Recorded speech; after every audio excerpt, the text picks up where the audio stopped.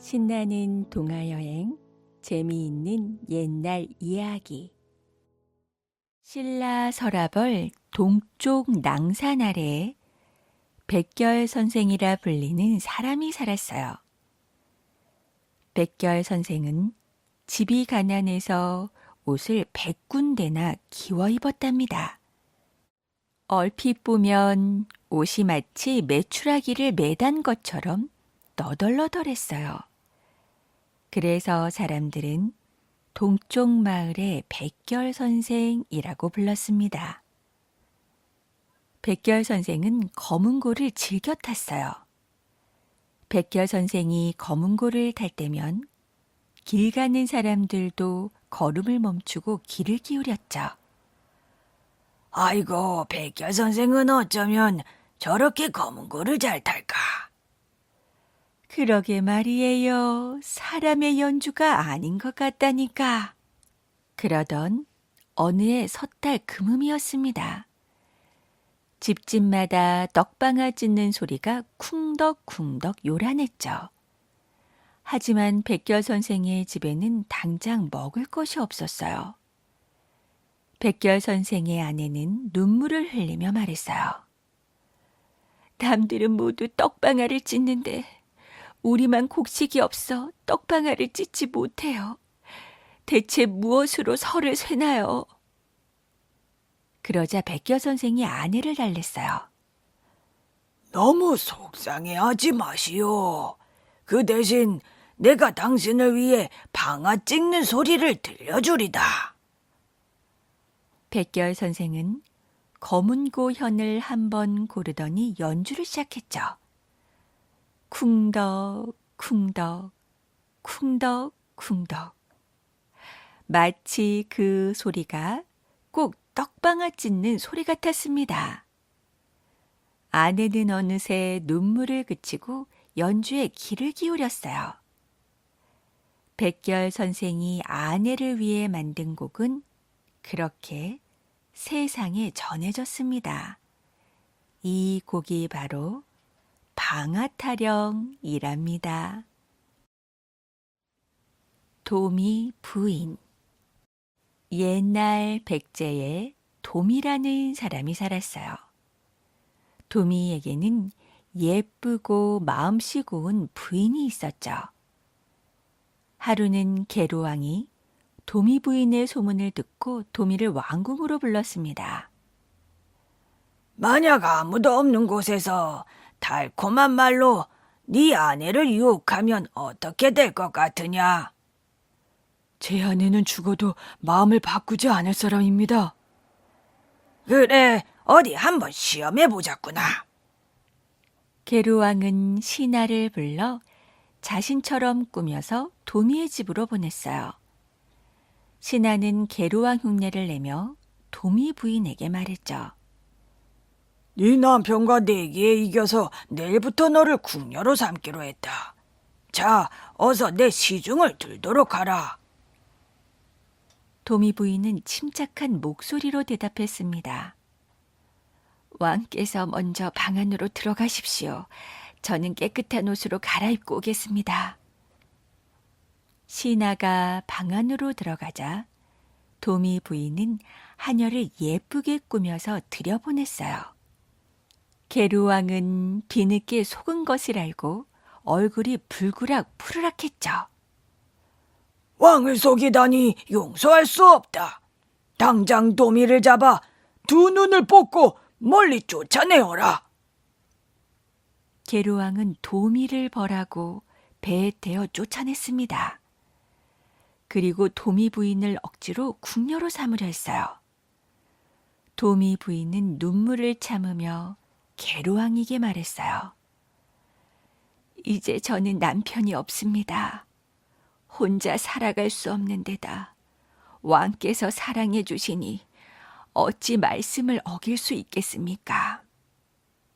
다만 궁까지 오느라 몸이 더러워졌으니 먼저 목욕을 하고 싶습니다. 좋다, 기다리겠다. 도미 부인은 계루왕이 잠시 한눈을 파는 사이 몰래 왕궁을 빠져나왔어요. 도미 부인이 강가에 이르자 배 한 척이 스르르 다가왔죠. 도미 부인은 배를 타고 천성도라는 섬으로 갔습니다. 놀랍게도 그곳에 도미가 있었어요. 두 사람은 서로 얼싸안고 뜨거운 눈물을 흘렸답니다. 그 이후 도미 부부는 배를 타고 고구려로 건너갔어요. 두 사람은 비록 가난했지만 두 번 다시 헤어지지 않고 평생 함께 살았답니다. 신라 김유신 장군에게는 보희와 문이라는 여동생이 있었어요. 보희가 언니였고 문이가 동생이었죠. 하루는 보희가 뿌르퉁한 표정으로 술을 놓고 있었어요.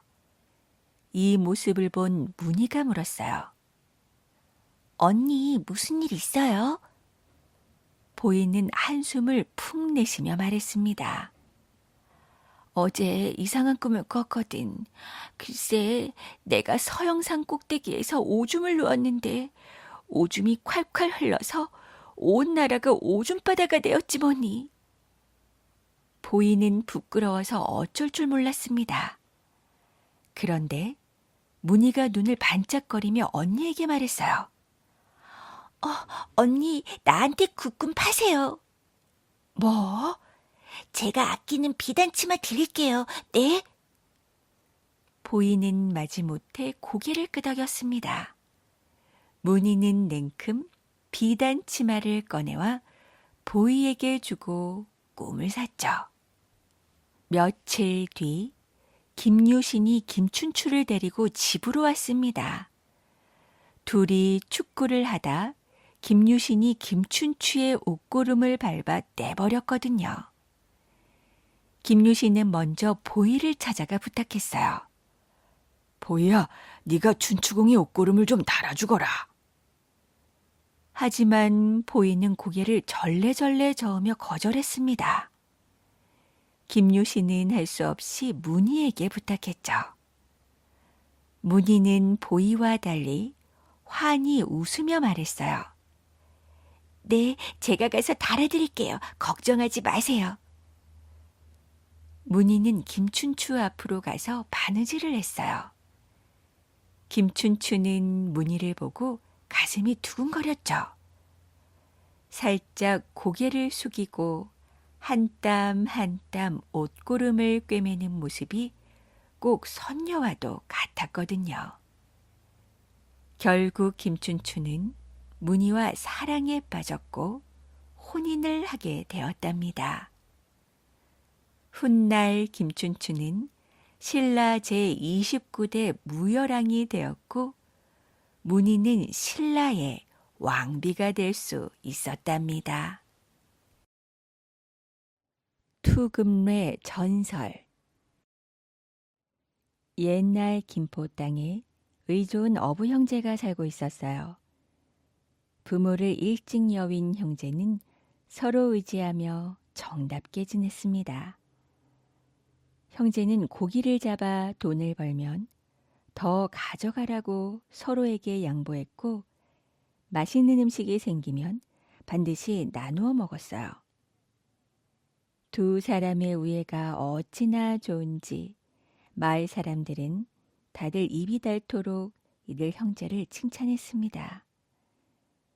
길에서 어린 형제끼리 다투는 것을 보면 을에 그들 형제 이야기를 하며 아이들을 타이를 정도였죠.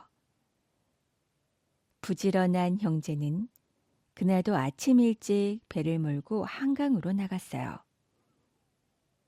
날씨 참 좋구나. 고기가 좀 잡히겠는걸. 그러게요. 고기 많이 잡으면 형님께 맛난 거 많이 사드릴게요. 형제는 이런저런 이야기를 주고받으며 강 건너편까지 나아갔어요. 그러고는 고기가 잘 잡히는 곳에 배를 띄워놓고 번갈아 가며 그물을 던졌죠. 동생이 먼저 그물을 던진 뒤 슬슬 잡아당겼습니다. 그런데 고기들 틈에 이상한 덩어리가 섞여 있었어요. 손으로 이끼를 걷어내고 가만히 보니 그것은 번쩍번쩍 빛나는 2개의 금덩이였습니다. 금덩이가 왜 이곳에 있지?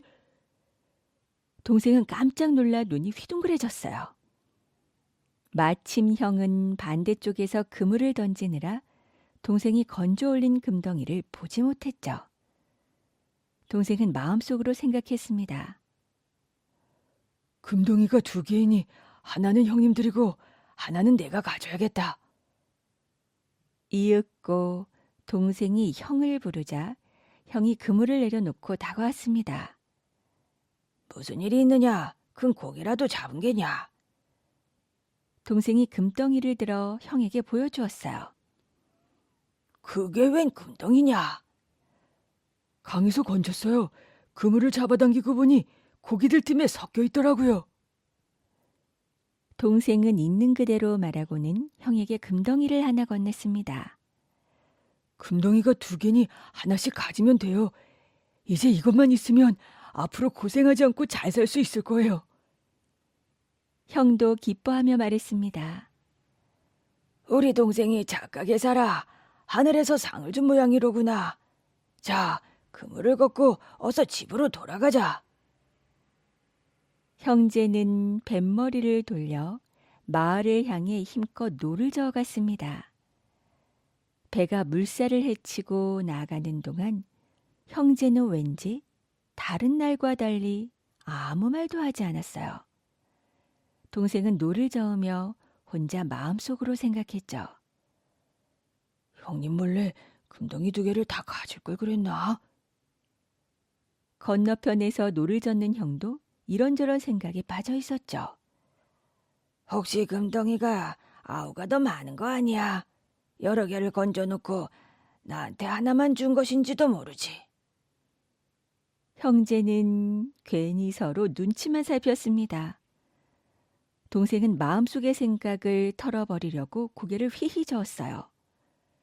형도 동생을 의심하는 자신의 마음이 언짢아 고개를 설레설레 저었죠.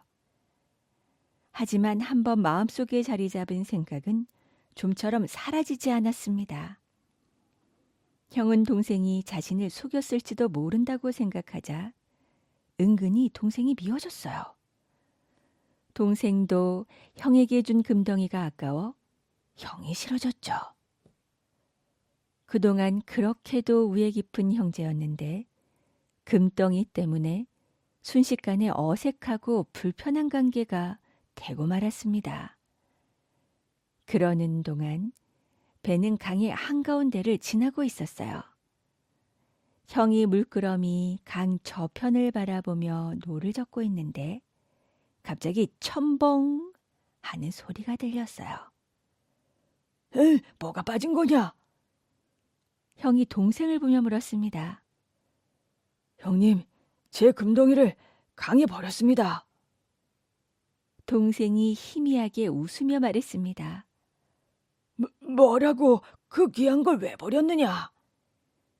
형이 깜짝 놀라 묻자 동생이 차분한 목소리로 말했어요. 형님, 제 말 좀 들어보십시오. 그동안 우린 비록 가난했어도 우애만큼은 남들이 부러울 만큼 좋았습니다. 그런데 금덩이 하나 때문에 제 마음에 자꾸 욕심이 생겨나지 뭐예요. 형님한테 준 금덩이도 혼자 다 가질 거라고 말입니다. 동생이 몇 번 눈을 끔뻑이더니 이어서 말했어요. 금덩이를 팔아 부자가 되면 좋을지도 모르죠. 하지만 욕심 때문에 서로 미워하며 형님과 원수처럼 살게 될 줄도 모른다는 생각이 드니 금덩이가 무섭고 싫게 느껴졌습니다. 그래서 버린 거예요. 저에게는 그까지 금덩이보다 형님이 훨씬 더 소중하거든요. 동생의 말에 형이 고개를 떨구며 입을 열었습니다. 네가 나를 부끄럽게 만드는구나. 나 역시 금덩이 때문에 별의별 나쁜 생각을 다 했단다. 듣고 보니 네 말이 참으로 옳구나. 형은 그렇게 말하고는 동생과 마찬가지로 금덩이를 꺼내 강물로 휙 던져버렸습니다. 그 뒤 사람들은 형제가 금덩이를 버린 곳을 금을 던진 여울이라는 뜻의 투금뇌라고 불렀답니다. 내 장사와 천년 묵은 호랑이. 먼 옛날 어느 마을에 이름난 사냥꾼이 예쁜 아내와 행복하게 살고 있었습니다. 사냥꾼은 사냥을 하기 위해 날마다 산으로 들러 다녔어요. 그런 어느 날 아침이었죠. 꿩 한 마리가 날아오더니 사냥꾼 집 앞에 앉았습니다. 여보, 여보, 왜 그러세요? 빨리 내 활을 가져오구려. 활은 왜요? 벌써 사냥하러 나가시게요? 아니요, 아주 탐스러운 꿩이 제 발로 나를 찾아왔어. 꿩이요? 아내는 활을 가져다 남편에게 주었습니다. 아내가 쌀이 문 틈으로 보니 정말 커다란 꿩 한 마리가 집 앞에 앉아 있었어요. 사냥꾼은 꿩을 향해 활을 겨누었죠. 저 꿩은 당신이 이름난 사냥꾼인 줄을 모르나 봐요. 그 순간 꿩은 저만큼 날아가 버렸습니다. 쉿, 조용히 해요. 꿩이 눈치를 채지 않소? 사냥꾼은 꿩 가까이 다가가 다시 한번 활을 겨누었어요. 하지만 꿩은 또 저만큼 날아가 버렸죠. 안 되겠군. 여보, 저 꿩을 쫓아가서 잡아오겠소. 사냥꾼은 꿩을 쫓아갔습니다. 그런데 어찌 된 일일까요? 꿩을 쫓아간 사냥꾼은 저녁 때가 되어도 돌아오지 않았어요. 그 다음 날도 돌아오지 않았습니다. 그동안 홀몸이 아니었던 사냥꾼의 아내는 사내 아기를 낳았어요. 사내 아기는 첫 돌도 되기 전에 걷기 시작하더니 점점 힘센 장사로 자라났죠. 어머니, 뭐 또 도와드릴 게 없나요? 얘야, 넌 아직 어리니 이제 그만하고 쉬어라. 어머니, 전 무슨 일이든지 할 수 있어요. 전 어른보다 더 힘이 센걸요. 힘이 세다고 뽐내지 말고. 사냥꾼의 아내는 아들을 보는 것으로 남편을 잃은 시름을 달랬습니다. 아직 어린 나이지만 아들은 힘이 장사라 어려운 일을 도맡아 했죠. 그런 어느 날 사냥꾼의 아들이 어머니에게 물었어요. 어머니, 제겐 왜 아버지가 안 계세요? 너의 아버지는 이름난 사냥꾼이셨다.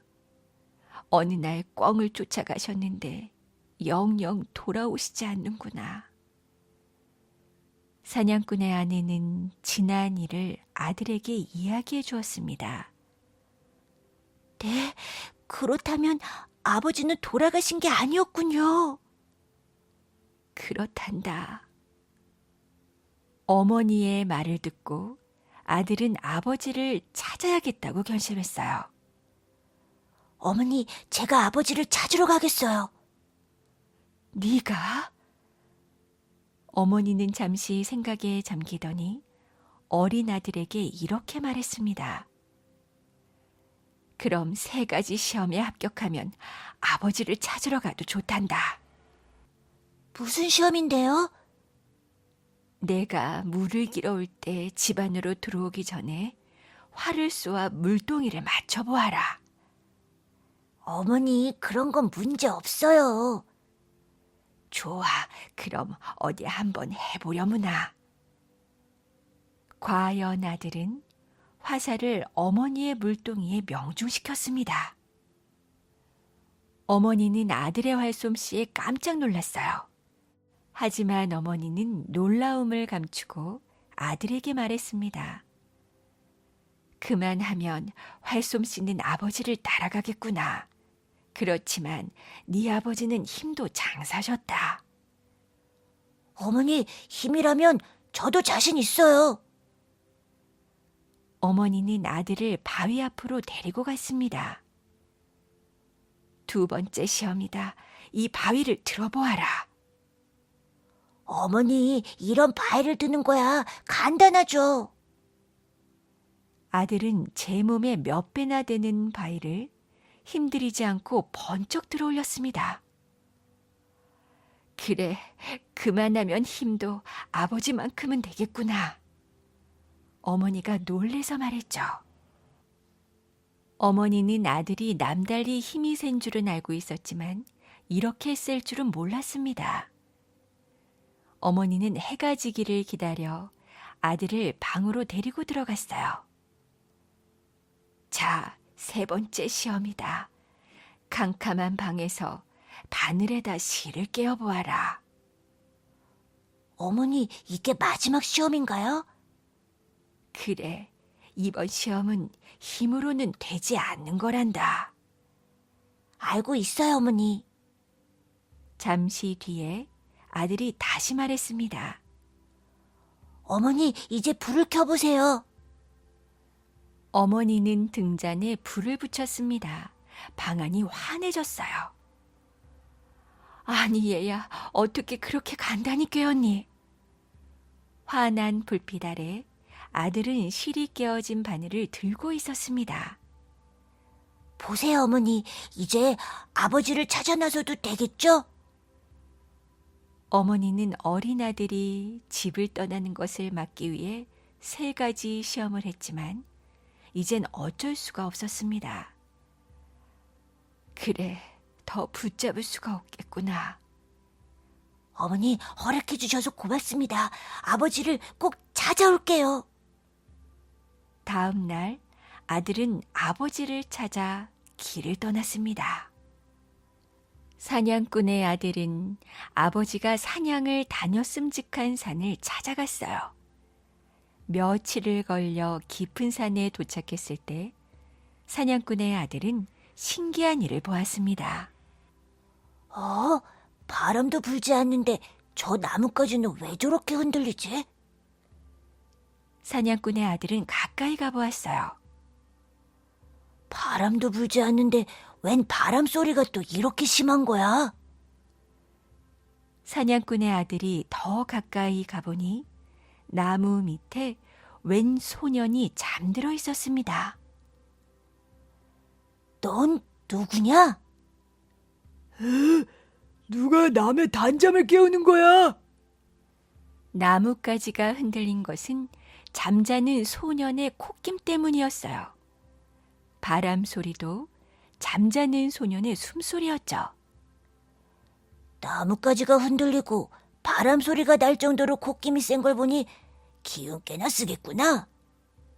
그런 걸 알면서 내 잠을 깨우는 걸 보니 너도 힘 꽤나 쓰는 모양이지? 그런 셈이지. 좋아, 그럼 우리 한번 힘을 겨뤄볼까? 두 소년은 팔씨름을 시작했어요.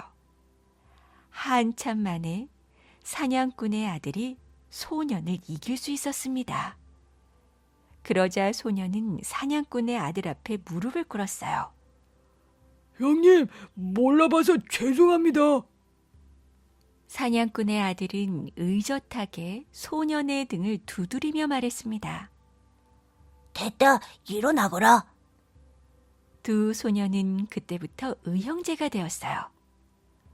그런데 아우야, 너는 무슨 일로 이런 산속을 헤매고 있는 거냐?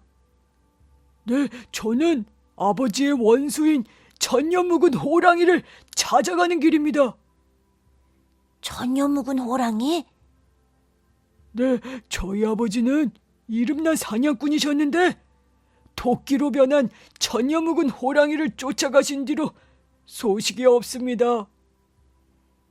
사냥꾼의 아들은 귀가 번쩍 트였어요. 어머님의 말씀이 생각났기 때문이었죠. 그래, 어머니는 아버지가 꿩을 쫓아가신 뒤 돌아오시지 않으셨다고 했어. 그렇다면 그 꿩은 천년 묵은 호랑이임에 틀림이 없어. 소년이 물었습니다. 그런데 형님은 어디를 가시는 길입니까? 나도 전혀 묵은 호랑이를 찾으러 가는 길이야. 그래요? 잘 됐군요. 그렇게 해서 두 소년은 함께 길을 떠났어요. 두 소년이 어떤 절벽에 이르렀을 때 한 소년이 절벽 아래로 지나가고 있었습니다.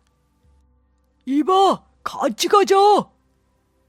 그 소리를 듣고 절벽 아래의 소년은 손을 들어 대답했죠. 절벽 위로 올라온 소년은 의형제인 두 소년에게 물었어요. 너희들은 어딜 가는 길이냐? 그러자 의형제 중에서 아우가 나서며 소년을 꾸짖었죠. 형님한테 말버릇이 곱지 못하구나. 형님이라고? 헤, 누가 진짜 형님인지 한번 겨뤄봐야겠구나. 좋지. 이번에는 의형제 중에서 형이 말했습니다. 두 소년은 줄타기로 형을 정하기로 했어요. 절벽 사이에 줄이 메어지고 줄타기가 시작되었죠. 이쪽 절벽에서 저쪽 절벽까지는 까마득한 거리였습니다. 새로운 소년은 열을 셀 동안에 그 사이를 건너갔다 왔어요. 그런데 의형제 중 형은 5을 세는 동안 벌써 건너갔다 왔습니다. 이것을 본 새로운 소년은 무릎을 꿇으며 말했죠. 앞으로 형님이라고 부르겠습니다. 그래, 네가 셋째가 되어라. 알겠습니다, 형님. 그런데 셋째야, 너는 어디를 가는 길이냐? 네, 아버지를 찾아가는 길입니다. 그때 둘째가 말했어요. 너도 아버지를 천년 묵은 호랑이한테 잃은 모양이구나. 네, 맞아요. 전혀 묵은 호랑이한테 잡혀간 아버지를 찾아가는 길이에요. 잘됐다. 우리도 전혀 묵은 호랑이를 찾아가는 길이야. 우리 함께 가자. 제일 큰형이 말했어요. 이렇게 해서 세 소년은 의형제를 맺고 의좋게 길을 떠났습니다. 세 소년은 천년 묵은 호랑이가 산다는 금강산으로 발길을 재촉했어요. 산을 넘고 강을 건너서 세 형제는 마침내 금강산에 도착했습니다. 세 의형제가 더 깊은 산 속으로 들어가려고 할 때 낯선 소년이 길을 막아섰죠. 여기는 천년 묵은 호랑이가 사는 곳이야. 목숨이 아깝거든 모두 돌아가거라. 알고 있다. 길을 비켜라. 큰형이 말했어요. 뭐? 길을 비키라고? 건방진 녀석. 너희들 중에 나보다 빨리 절벽을 기어오르는 자가 있으면 길을 비켜주지. 좋다. 해보자. 먼저 낯선 소년이 다람쥐처럼 빠르게 절벽을 기어올라갔다가 내려왔습니다. 다음에는 큰형이 절벽을 올라갔죠. 큰형이 절벽에 발을 디딜 때마다 절벽은 움푹움푹 패기 시작했어요. 그것을 보고 낯선 소년은 깜짝 놀랐죠. 저렇게 힘이 셀 수 있나? 그리고 낯선 소년은 무릎을 꿇었습니다. 제가 졌습니다. 형님으로 모시겠습니다. 좋다. 이제부터 너는 나의 넷째 동생이다. 그런데 너는 여기서 무얼 하고 있었느냐? 아버지의 원수 천년 묵은 호랑이와 싸움을 하다가 지쳐서 쉬고 있었어요. 뭐? 그게 정말이냐? 네, 정말입니다. 넷째 동생의 말에 따라 소년들은 깊은 산 속으로 들어가 큰 연못가에 다다랐습니다. 연못에는 푸른 물이 넘실거리고 있었어요. 형님, 저기를 보십시오. 웬 처녀가 이리로 오고 있습니다. 둘째가 말했어요. 이 산 중에 웬 처녀일까? 셋째가 말했죠. 형님들 조심하십시오. 수상합니다. 넷째가 말했어요. 그렇군. 넷째야, 올가미를 던져봐라. 네, 형님. 큰형의 말이 떨어지자 넷째는 처녀를 향해 올가미를 던졌습니다.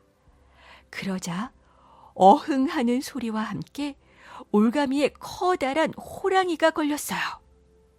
그때 저쪽에서 웬 노인이 나타났죠. 큰형이 재빨리 말했습니다.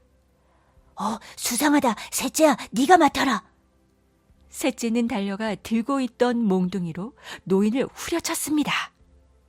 그러자 이번에는 먼저보다 더 큰 호랑이가 땅 위로 쓰러졌어요. 뒤이어 커다란 개구리가 연못 속에서 튀어나왔죠. 둘째야, 개구리다. 어서 잡아라. 알았습니다, 형님. 둘째는 달려들어 개구리를 움켜쥐었습니다. 개구리는 숨이 끊어지면서 커다란 호랑이로 변했어요. 다음 순간 갑자기 연못의 물이 소용돌이 치면서 어디론가 물이 다 빠져나갔죠. 천년 묵은 호랑이다. 네 형제들은 똑같이 소리쳤어요. 물이 빠진 연못 밑바닥의 굴 속에서 눈부신 빛이 뿜어 나오며 집채만한 호랑이의 모습이 보였어요. 네가 천년 묵은 호랑이렸다. 어서 나와라. 큰형이 소리쳤습니다. 아버지의 원수, 네 놈을 얼마나 찾아 헤매었는지 아느냐? 둘째도 크게 소리쳤죠. 천년 묵은 호랑이는 산이 쩌렁쩌렁 울릴 정도로 울어대며 어슬렁어슬렁 움직이기 시작했어요. 어서 나와서 우리 앞에 무릎을 꿇어라. 큰형은 산이 무너져 내릴 만큼 큰 소리로 외쳤습니다. 그 순간 천년 묵은 호랑이는 눈 깜짝할 사이에 큰형을 향해 몸을 날렸어요. 큰형은 호랑이와 불꽃 튀는 싸움을 벌이기 시작했죠. 큰형이 호랑이를 올라타고 정수리를 몇 번 주먹으로 힘껏 내리치자 호랑이는 그만 기절을 하고 말았어요. 그러자 둘째가 콧바람을 일으켜 호랑이를 멀리 날려보냈죠. 그 틈에 셋째와 넷째는 빠른 걸음으로 굴 속으로 내려가 보았어요. 네 의형제들은 연못 아래 호랑이 굴 속에 도착했습니다. 굴 속에는 무수히 많은 해골들이 널려 있었습니다. 아버지. 감옥 안에는 네 소년들의 아버지가 비쩍 마른 몸으로 쓰러져 있었어요. 아버지, 여기 계셨군요. 고생 많으셨지요? 네 장사들의 아버지는 깜짝 놀랐습니다. 아니, 너희가 여기를 어떻게? 저희가 천년 묵은 호랑이를 모두 없앴어요. 이제 걱정 마세요. 이렇게 해서 네 소년들은 아버지를 모시고 무사히 고향으로 돌아갈 수 있었어요. 그리고 함께 가족을 이루어 행복하게 살았답니다. 진성 여왕과 활 잘 쏘는 겉하지. 신라 제51대 진성 여왕이 나라를 다스린 지 몇 해 지나지 않아 나라가 몹시 어지러워지기 시작했어요. 진성 여왕이 자신의 유모인 부후 부인과 그녀의 남편 위흥 등 서너 명의 신하들만을 유난히 아꼈기 때문입니다. 이들은 진성 여왕만 믿고 제멋대로 권력을 휘둘렀죠. 그러자 방방곡곡에서 도적들이 벌떼처럼 일어났고 백성들의 생활은 말이 아니었습니다. 어휴, 임금이 나라를 잘 돌보지 않으니 나라 꼴이 엉망이군. 이렇게 어수선해서야 어디 맘 편히 살 수가 있나? 그러게 말일세. 언제쯤 살만한 세상이 오려는지 원. 백성들은 모이기만 하면 한숨을 내쉬며 나란 일을 걱정했어요. 그 무렵 나란히 발칵 뒤집히는 사건이 일어났습니다. 누군가가 불교의 주문과도 같은 어려운 글을 써서 길에 던져두었던 것입니다. 나무 망구 칠니 낮에 판니 판니 소판니 우사마간 부이사바. 이 일은 곧 진성여왕에게도 알려졌습니다. 진성여왕은 그 글을 읽고 고개를 갸웃거렸어요. 이게 무슨 뜻인지 아는 사람이 있으면 말해보시오. 그러자 신하 한 사람이 앞으로 나섰습니다. 나무망국이라는 것은 머지않아 나라가 망할 것이라는 뜻이며, 찰니나제라는 말은 여왕님을 가리키는 것이옵니다. 아니, 그렇다면 나 때문에 나라가 망한다는 말이요. 진성여왕은 얼굴을 찌푸리며 소리쳤습니다. 이런 고약한, 어서 계속해 보시오. 판니판니 소판니라는 것은 소판 벼슬을 말하는데, 이를 2번 되풀이했으니 소판 벼슬에 있는 2사람을 일컫는 것이옵니다. 또 우우사마가는 임금님께서 늘 곁에 두시는 서너 명의 신하를 가리키는 것이고, 부이사바에서 부이라는 말은 부호 부인을 뜻하는 것이옵니다. 그렇다면 임금인 나와 그 아래 권세를 가진 신하들 몇 명 때문에 나라가 망할 것이라는 말이 되지 않소? 한마디로 진성여왕과 그 아래에서 나랏일을 마음대로 주무르는 신하들을 드러내놓고 욕하는 글이었어요. 이런 괘씸한 일이 있나? 감히 임금인 나를 욕보이다니. 어떤 자의 소행인지 반드시 밝혀내 가만두지 않겠다. 진성여왕은 노발대발하며 소리를 질렀습니다. 진성여왕 곁에 있던 신하들도 화가 잔뜩 난 얼굴로 맞장구를 쳤어요. 맞사옵니다. 당장 잡아내서 잡아들여야 옵니다. 진성여왕은 문득 무엇인가를 골똘히 생각하는 듯했습니다. 그러더니 곧 입을 열었죠. 이런 글은 왕거인이 아니고서는 지을 사람이 없어. 당장 그를 잡아다가 옥에 가두도록 하시오. 왕거인은 학식이 깊은 데다 어질고 너그러워서 많은 사람들이 존경하는 사람이었어요. 늘 낡은 옷차림으로 서라벌 거리를 돌아다녔지만 그를 얕잡아 보는 사람은 아무도 없었습니다. 오히려 사람들은 그를 우러러 받들었죠.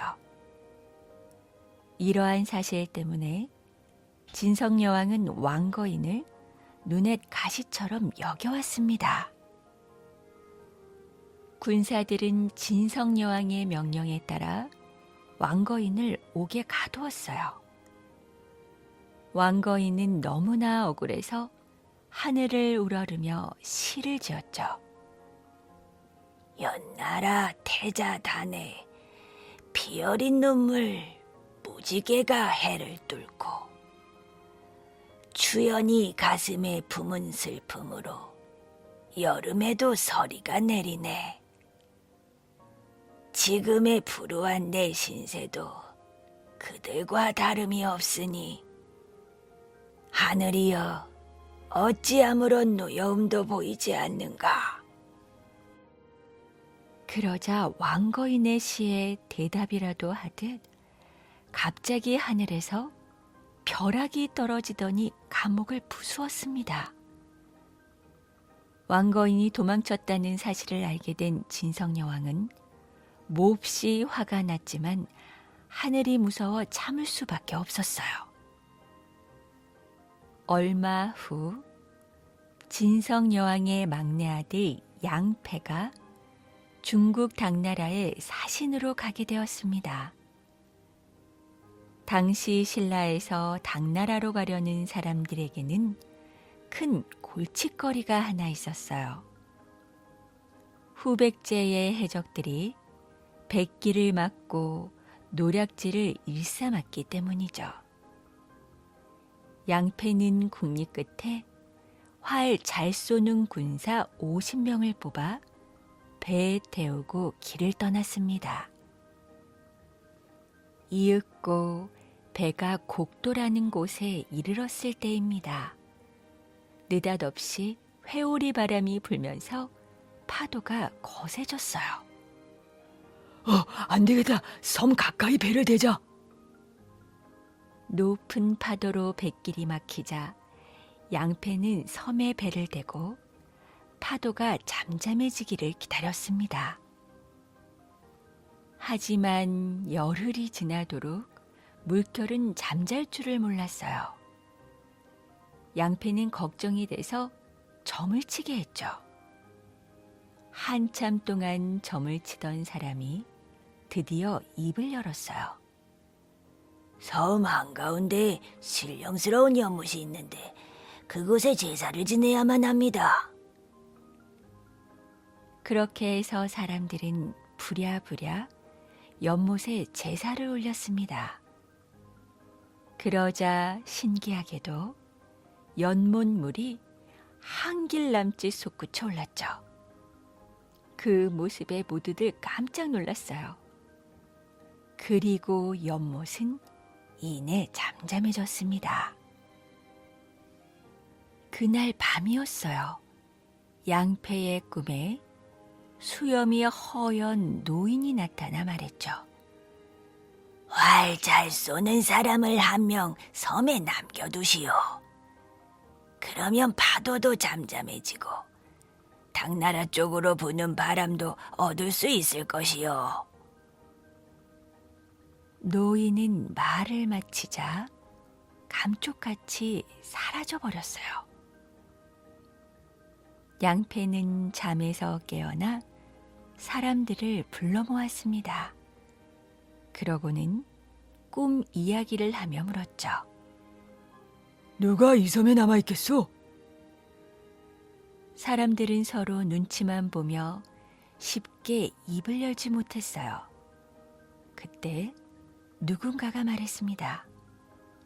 나무 조각 50개에 각자 이름을 적은 다음 물에 띄워서 나무 조각이 가라앉는 사람이 섬에 남는 걸로 합시다. 모두들 설마 하는 마음으로 나무 조각을 물에 띄웠어요. 그러자 신기하게도 나무 조각 하나만 물에 가라앉는 것이었어요.